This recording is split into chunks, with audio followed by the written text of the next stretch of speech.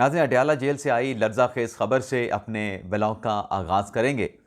फिर आपको बताएंगे कि बाबर आज़म के लिए खुशखबरी क्या है, पाकिस्तान के फास्ट बॉलर नसीम शाह का पत्ता क्यों कट गया है। इन दो ख़बरों की डिटेल आपकी खिदमत में पेश करने के बाद जो आज कैपिटल सिटी में इस्लामाबाद में बड़ी सफारती बैठक हुई है और इस सफारती बैठक का जो पहला मरहला कामयाबी के साथ मुकम्मल कर लिया गया है, ये पहला मरहला क्या था और फिर जो प्रपोज़ल ईरान अमेरिका जंग के ख़ात्मे से मुतल्लिक़ हैं, उन प्रपोज़ल से मुतल्लिक़ भी तफ़सीलात आप नाज़रीन के साथ हम शेयर करेंगे और प्रोग्राम के आखिर में आपको ये बताएंगे कि वो कौन सा एक और मुल्क है जो ईरान जंग में कूदने के लिए तैयार है और जो मुल्क इस जंग में कूदने के लिए तैयार हुआ है उसका पस मंज़र क्या है, उसका बैकग्राउंड क्या है। ये डिटेल्स भी आगे चल के आपकी खिदमत में पेश करेंगे। लेकिन प्रोग्राम का आगाज़ करने से पहले आपसे दरख्वास्त के चैनल को सब्सक्राइब कर लें, बेल आइकॉन का बटन प्रेस करें, वीडियो पसंद आए तो इसे लाइक और शेयर ज़रूर कीजिएगा। तो पहली खबर नाजरीन, इमरान खान साहब अडयाला जेल में अलील हुए। अब इमरान खान साहब को जब आँखों का आर्जा लाहक हुआ, उनकी दाएं आँख में जो तकलीफ़ हुई, जो हॉस्पिटल के डॉक्टर हैं अडयाला जेल के, क्योंकि जेल में भी हॉस्पिटल होता है, वहाँ पे डॉक्टर्स मौजूद होते हैं, उन डॉक्टर्स ने जब खान साहब का मुआयना किया तो बताया गया कि खान साहब को जो आई स्पेशलिस्ट हैं उन्हें बुला के खान साहब का मेडिकल ट्रीटमेंट, खान साहब का मेडिकल एग्जामिनेशन करवाया जाए। तो पिम से डॉक्टर आरिफ खान को बुलाया गया और जब डॉक्टर आरिफ खान ने खान साहब का मुआयना किया तो फिर एक मेडिकल बोर्ड बना। खान साहब को पहला इंजेक्शन लगा, खान साहब को दूसरा इंजेक्शन लगा और जब दूसरा इंजेक्शन लगा तो 2 रुकनी मेडिकल बोर्ड था और जब तीसरा इमरान खान साहब को इंजेक्शन लगाया गया तो मेडिकल बोर्ड में डॉक्टर्स की तादाद जो है वो बढ़ के इस्लामाबाद हाई कोर्ट के फैसले की रोशनी में उसको 5 कर दिया गया था। अब खान साहब के आंखों के आर्जे का, बीमारी का जो ट्रीटमेंट है वो मुकम्मल हो चुका है। खान साहब को 3 इंजेक्शन लग चुके हैं। लेकिन अब अडयाला जेल से लर्ज़ाखेज़ खबर या तशवीशनाक खबर ये सामने आई है कि बुशरा बीबी साहबा भी, जैसे इमरान खान साहब को आंखों में तकलीफ थी, दाएं हाथ में उनको दाएं आंख का उनको आर्जा हुआ था, ऐसे ही बुशरा बीबी साहबा जो हैं वो भी आंखों के आर्जे में मुब्तला हो गई हैं। और खान साहब अपना बुशरा बीबी साहबा की जब हालत तशवीशनाक बताई गई, बुशरा बीबी साहबा ने जब कंप्लेंट की कि मुझे दाईं आंख से ब्लर नज़र आ रहा है, यानी धुंधला नज़र आ रहा है और आंखों में तकलीफ़ के साथ साथ बुशरा बीबी साहबा ने यह भी कहा कि मुझे सर में दर्द की तकलीफ़ भी है। अच्छा, मैंने बड़े ही एहतियात और मोहतात से बुशरा बीबी साहबा का नाम लिया है क्योंकि बार बार मेरी ज़ुबान के ऊपर अलीमा खान साहबा का नाम आ रहा था और आप दोस्त ये शिकायत करते रहते हैं कि मैं नामों में अक्सर औकात जो है वो गलती कर देता हूँ, नाम जो है मैं गलत कह देता हूँ। तो अभी मैंने ट्राई भरपूर की है, अभी तक तो कामयाब हुआ हूँ, आगे चल के देखते हैं क्या होता है। तो जब डॉक्टर्स ने बुशरा बीबी साहबा का मुआयना किया, अडयाला जेल के डॉक्टर्स ने, तो फिर पेम से उसी डॉक्टर को, डॉक्टर आरिफ खान को अडयाला जेल में बुलाया गया। बुशरा बीबी साहबा का वहाँ पे मेडिकल चेकअप किया गया और मेडिकल चेकअप करने के बाद डॉक्टर्स की तरफ से, डॉक्टर आरिफ खान की तरफ से बुशरा बीबी साहबा के लिए आई ड्रॉप जो है वो प्रपोज किए गए। ना सिर्फ आई ड्रॉप्स प्रपोज किए गए बल्कि एहतियाती जो तदाबीर हैं वो भी बताई गई, तजावीज़ भी दी गई और 4 हफ्तों के बाद डॉक्टर्स ने बुशरा बीबी साहब का दोबारा मुआयना कराने की हदायत भी कर दी है।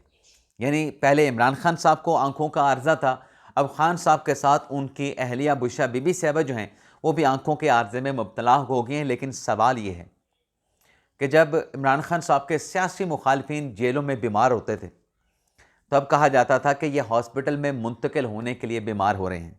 मैं ये नहीं कह रहा कि वो हॉस्पिटल में क्यों मुंतकिल हुए, उनको ज़मानत क्यों मिली, खान साहब के साथ अलग ट्रीटमेंट हो रहा है। मैं एक और चीज़, फैक्चुअली जो चीज़ आपके साथ डिस्कस करने जा रहा हूँ कि देखें, जब 70 ईयर से आप ऊपर हो ना, तो इस उम्र को पहुँच के आपको बीमारियाँ लगती रहती हैं, आप बीमार होते रहते हैं। तो ये नहीं कहा जा सकता कि खान साहब के सियासी मुखालफिन की जो बीमारी थी वो हराम थी, वो झूठ थी और खान साहब की बुशरा बीबी साहबा की जो बीमारी है वो एब्सोल्युटली हलाल है, एब्सोल्युटली वो बिल्कुल दुरुस्त है। तो ये तफरीक नहीं होनी चाहिए। लेकिन बहरहाल अगर बुशरा बीबी साहबा ने शिकायत की थी आंखों में धुंधला नज़र आने की, तो फौरी तौर पे इंतज़ामिया की तरफ से, अडयाला जेल के हुकाम की तरफ से बुशरा बीबी साहबा का वहाँ पर मेडिकल चेकअप करवा के उन्हें आई ड्रॉप्स जो है वो दे दिए गए आंखों में डालने के लिए। अब आ जाते हैं बाबर आजम की और नसीम शाह की बात कर लेते हैं। नाज़रीन, नसीम शाह की तरफ से जो ट्वीट किया गया और फिर वो ट्वीट डिलीट हुआ और फिर एक और ट्वीट आया जिसमें वजाहत की गई कि अकाउंट हैक हो गया था, लेकिन कामयाबी के साथ अकाउंट को रिकवर कर लिया गया है। उसके बाद नसीम शाह को शोकास नोटिस जो है वो जारी कर दिया गया पीसीबी की तरफ से। अब उस शोकास नोटिस का जवाब देना है नसीम शाह ने। और कल जो पीएसएल का मुल्तान सुल्तान का जो मैच हुआ है, नहीं मुल्तान सुल्तान नहीं, पिंडी का जो मैच हुआ जिसमें नसीम शाह खेले हैं, मोहम्मद रिजवान की कप्तानी में 4 ओवर्स में मेरे ख्याल में 50 के करीब उनको रन्स पड़े हैं। मेरे जहन में कल वैसे एक सवाल आ रहा था कि नसीम शाह ने बैटिंग में तो चले 2 मैच पाकिस्तान को जितवाया अफगानिस्तान के खिलाफ, कोई एक ऐसा मैच नसीम शाह का जो उसने बतौर बॉलर, क्योंकि खिलाया तो नसीम शाह को बतौर बॉलर ही जाता है, कोई एक ऐसा मैच है जो नसीम शाह ने जितवाया हो? मुझे याद नहीं आ रहा। मैं नसीम शाह पे क्रिटिसाइज़ नहीं कर रहा, लेकिन कोई तो ऐसा मैच होगा ना, जैसे सकलैन मुश्ताक ने चेन्नई टेस्ट मैच जितवाया था, सकलैन मुश्ताक ने ऑस्ट्रेलिया से एक बड़ा अहम मैच जितवाया था, और फिर 1997 में जो ट्राईएंगुलर सीरीज़ थी उसमें सकलैन मुश्ताक ने मैच जितवाए थे। आपको बहुत सारे मैच सकलैन मुश्ताक के मिल जाएंगे, वसीम अकरम के मिल जाएंगे, आपको वकार यूनुस के मिल जाएंगे। और वकार यूनुस का तो ख़ास तौर पे वो मैच जो कि वेस्ट इंडीज़ का शारजा में उनके साथ मैच हुआ था, 1 ओवर में 10 स्कोर चाहिए थे और पहली गेंद के बाद दूसरी बॉल पे वकार यूनुस को छक्का पड़ गया था। छक्के के बाद 4 बॉल पे 4 रहते थे, ये ग़ालिबन 1992 की बात है। तो तीसरी बॉल पे 2 रन बन गए थे। फिर 3 गेंदों पे वेस्ट इंडीज़ को 2 रन दरकार थे, लेकिन वकार यूनुस ने वो 2 रन नहीं बनने दिए थे। और इसी तरीके से एक और मैच 94 में न्यूजीलैंड में भी हुआ था, जहां 1 ओवर में ग़ालिबन 4 या 5 रन थे जो वकार यूनुस ने सेव किए थे। वो मैच ड्रॉ हो गया था।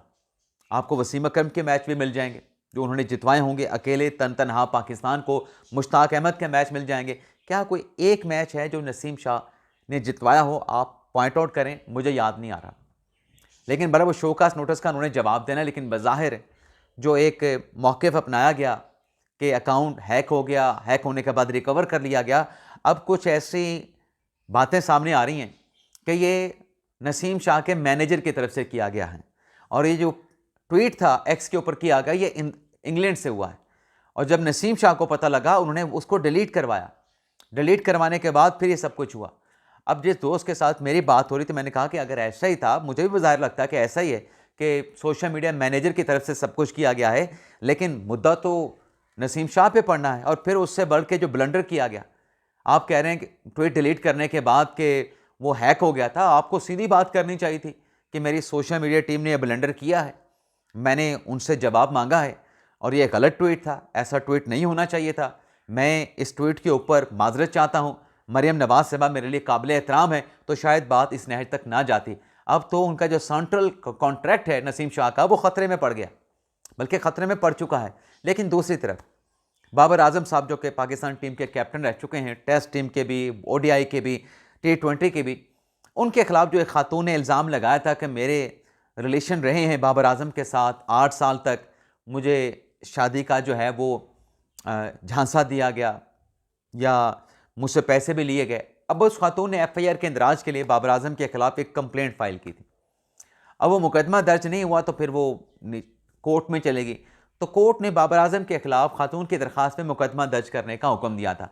उसके बाद बाबर आजम ने जो मुकदमे के इंदराज का ऑर्डर था अदालत का, उसे लाहौर हाई कोर्ट में चैलेंज किया था। लाहौर हाई कोर्ट में ये हुआ है कि बाबर आजम की जो अपील है उसको एक्सेप्ट कर लिया गया है। और जो खातून का दावा था ना कि 8 साल तक ये ताल्लुकात रहे, तो अदालत ने अपने ऑर्डर में ये लिखा है कि ये कबूल करना, इस बात को मानना कि 8 साल तक एक औरत के एक शख्स के साथ ताल्लुकात रहे और वो 8 साल तक खामोश रही, उसने किसी को नहीं बताया। तो अदालत ने बाबर आजम की दरख्वास्त को एक्सेप्ट करके मुकदमे के इंदराज का जो ट्रायल कोर्ट का ऑर्डर था उसको कलअदम करार दे दिया। यानी अच्छी खबर अगर आई है इन दिनों में, जहां नसीम शाह के लिए बुरी खबर है, वहीं बाबर आजम के लिए लाहौर हाई कोर्ट से अच्छी खबर सामने आई है। अब नाज़रीन बात कर लेते हैं इस्लामाबाद में होने वाली बैठक की। नाज़रीन, जिस वक्त ये प्रोग्राम रिकॉर्ड हो रहा है, जो आज इस्लामाबाद में 4 मुल्क की जो कॉन्फ्रेंस होनी थी, जिसमें ख़ित्ते में जो कशीदगी है, जो जंग है, उसके ख़ात्मे से मुतल्लिक जो प्रपोज़ल हैं, वो प्रपोज़ल तैयार किया जाना था। लेकिन इस बैठक का एक पहला मरला भी था, क्योंकि जो कॉन्फ्रेंस होनी थी 4 मुल्क की, ये दूसरा मरला था। इसका पहला मरला ये था कि जो मिस्र के वज़ीर ख़ारजा पाकिस्तान पहुंचेंगे, जो तुर्की के वज़ीर ख़ारजा पाकिस्तान पहुंचेंगे, जो सऊदी अरेबिया के वज़ीर ख़ारजा पाकिस्तान पहुंचेंगे। जिस वक्त प्रोग्राम रिकॉर्ड हो रहा है, मिस्र के और तुर्की के जो वज़ीर ख़ारजा पाकिस्तान पहुंचे हैं, जिनका एयरपोर्ट पे इस्तकबाल किया गया, पुरतपाक उनको वेलकम किया गया, उनकी आज वज़ारत ख़ारजा में, दफ्तर ख़ारजा में इसहाक डार के साथ मुलाकात हुई है और ये दो तरफ़ा ताल्लुकात के ऊपर मुलाकातें हुई हैं। अब से कुछ देर के बाद सऊदी अरबिया के वज़ीर ख़ारजा भी आ जाएंगे, उनके साथ भी म्यूचुअल जो एक मुलाकात होती है वो उस लेवल की मुलाकात हो गई। यानी पाकिस्तान और मिस्र के ताल्लुकात, इन ताल्लुकात को मजबूत बनाना, इन ताल्लुकात को फ़रोग़ देना और तिजारती मुआहदे, इनसे मुतल्लिक़ मिस्र के वज़ीर ख़ारजा ने इसहाक डार के साथ जो मुलाकात हुई, तबादला ख्याल किया गया है। पाकिस्तान तुर्की के ताल्लुकात में मजबूती, ताल्लुकात को फ़रोग़ देना और जो स्ट्रेटेजिक पाकिस्तान के ताल्लुकात हैं, दिफा से मुतल्लिक़, सिक्योरिटी से मुतल्लिक़, उन पर तबादला ख्याल किया गया है। सऊदी वज़ीर ख़ारजा फ़रहान बिन फैसल जब पहुँचेंगे, उनके साथ भी पाक सऊदी ताल्लुकात के ऊपर तबादला ख्याल किया जाएगा। लेकिन जब चारों वज़ीर ख़ारजा इस्लामाबाद में इकट्ठे हो जाएंगे तो फिर ये 4 मुल्क की जो कॉन्फ्रेंस है, इसका बाकायदा तौर पर आगाज़ होगा, जिसमें प्रपोज़ल तैयार किए जाएंगे कि जो ख़ित्ते में कशीदगी है ईरान इसराइल जंग को लेके, इसके ख़ात्मे के लिए तजावीज़ को हतमी शक्ल दी जाएगी। ये जो 4 ममालिक के जो वज़ीर ख़ारजा हैं, बशमूल इसहाक डार साहब, नायब वज़ीर आज़म हैं पाकिस्तान के, ये सर जोड़ के बैठेंगे कि वो कौन से प्रपोज़ल हैं, वो कौन से वे आउट हैं जिनके ज़रिए ख़ित्ते में कशीदगी को कम करके जंग बंदी की तरफ ले जाया जा सकता है। लेकिन इसके साथ साथ नाज़रीन, जहाँ ये कशीदगी से मुतल्लिक़ ख़बरें सामने आ रही हैं, ज़ाहिर सी बात है कि एक बुरा दौर चल रहा है और इस बुरे दौर को, कशीदगी को कम करने के लिए पाकिस्तान जो है, अब अल जज़ीरा ये रिपोर्ट कर रहा है कि पाकिस्तान जो है वो सफारती सरगर्मियों का हब बना हुआ है और पाकिस्तान अगर इस मकसद में कामयाब हो जाता है तो ये पाकिस्तान की बहुत बड़ी कामयाबी भी होगी और दुनिया के नक्शे पे पाकिस्तान एक ताकतवर मुल्क के तौर पे उभरेगा। लेकिन 2 अच्छी खबरें हैं नाज़रीन। एक अच्छी खबर तो यह है कि जो अफ़गानिस्तान के वज़ीर ख़ारजा हैं अमीर मुत्तकी, उनकी तरफ से बयान दिया गया है, जो उनकी अमाराती वज़ीर ख़ारजा के साथ बात हुई है कि अफ़गानिस्तान पाकिस्तान के साथ अपने मसाइल को बातचीत, अफ़ाम तफ़हीम के ज़रिए हल करना चाहता है और अफ़गानिस्तान की सरज़मीन किसी को भी पाकिस्तान के ख़िलाफ़ इस्तेमाल करने की इजाज़त नहीं दी जाएगी और इस हवाले से संजीदा इक़दामात भी उठाए गए हैं।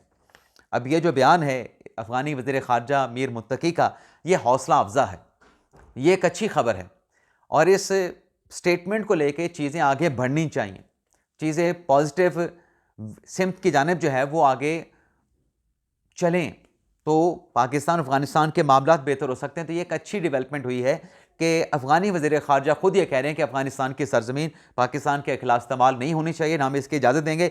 यही तो मुतालबा पाकिस्तान का अफ़गानिस्तान के साथ था। और दूसरी जो पाकिस्तान ने बड़ी सफारती कामयाबी हासिल की है, जो पाकिस्तान के लिए एक और बड़ी खुशखबरी है, जिस पर रात के व्लॉग में हम बात नहीं कर सके, कि ईरान ने अबनाए हुर्मुज़ से 20 जहाज़, पाकिस्तान के 20 जहाज़ जो है उनको गुजरने की इजाज़त भी दे दी है। और इससे मुतल्लिक जो ट्वीट किया गया इसहाक डार की तरफ से, उसे डोनाल्ड ट्रंप की तरफ से रीपोस्ट किया गया एक्स के अकाउंट पे। और नायब वज़ीर आज़म इसहाक डार साहब ने ये जो 20 जहाज़ जो हैं जो कि गुजरेंगे अबनाए हुर्मुज़ से और उन्हें किसी किस्म का सिक्योरिटी थ्रेट नहीं होगा, इसे बहुत बड़ी सफारती कामयाबी करार दिया है। और डेफिनेटली ये पाकिस्तान की ये सफारती कामयाबी भी है।